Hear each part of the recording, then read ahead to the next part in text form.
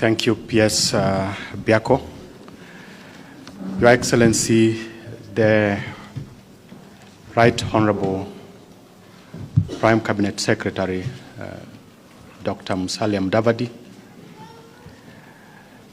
the families and friends of our fallen heroes, my PS colleague, once again, Salome Biako, the Inspector General of Police, Mr. Kanja, DIG, Mr. Masengeli, DCI, Mr. Amin,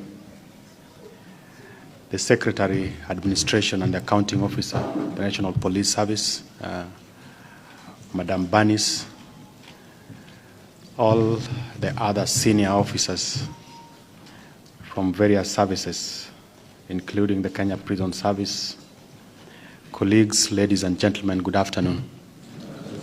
Good afternoon once again.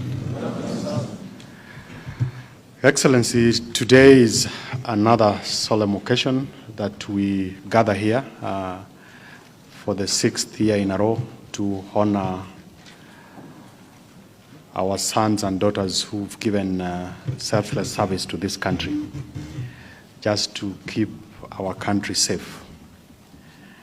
And as we were standing outside there laying flowers, I was really touched when the young girls and boys who've lost their parents also joined us in laying the wreath at the monument. And just like one of the speakers said, maybe to a number of them, they probably haven't internalized the gravity of what we are doing today. But it's actually a permanent mark in their lives that their lives will never be the same again. They've lost such an important part of their lives and livelihood. And even to the rest of the family members, the spouses, the parents, as a nation, we owe them a big sense of gratitude for having given these officers to us. And going through the circumstances that some of these officers have had to lose their lives, I think for me it calls on all of us as a country to start to ask ourselves what we need to do to actually honor them in the way that befits the sacrifices that they've made. When we lose officers trying to protect our girls from some of the cultural practices that we all have accepted that we cannot continue to live with. When we lose our officers in the front line fighting with bandits or helping us to deal with terrorism, and even in certain instances, when we lose officers whose only responsibility is to ensure that our sons and daughters do exams in a conducive environment, and then we have characters within us who take it upon themselves to take away their lives. I think we need to really call on all of us as a country and ask, where is our nationhood? Where is our patriotism? And many a times,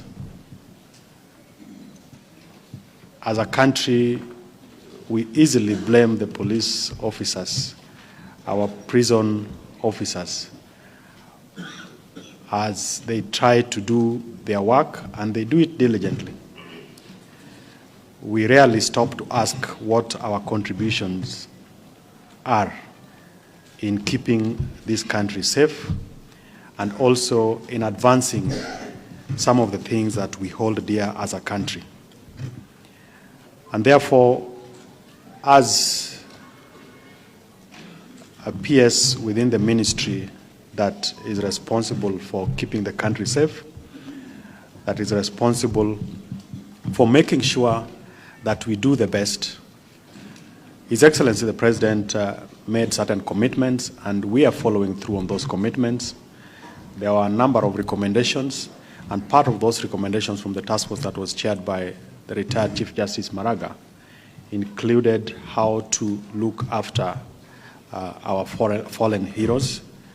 As we speak today, we are in an advanced stage of working on the Veterans Bill, and we have no doubt by the beginning of next year it will see the light of the day when we take it to Parliament, so that the families of these gallant officers live in dignity, and also we have a much more predictable way of looking after our officers. I've also listened to what the representatives of the families have spoken to, the need for us to have a way of engaging and counseling them, amongst other support that we need to give to them, and working closely with you, Your Excellency, together with the Inspector General of Police and my colleague, PS for Correctional Services.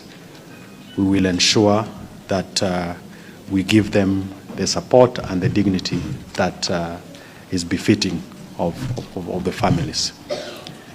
Your Excellency, without taking a lot of time, is to also appreciate the honor that you've given us, despite your very busy schedule, to come and preside over this important event.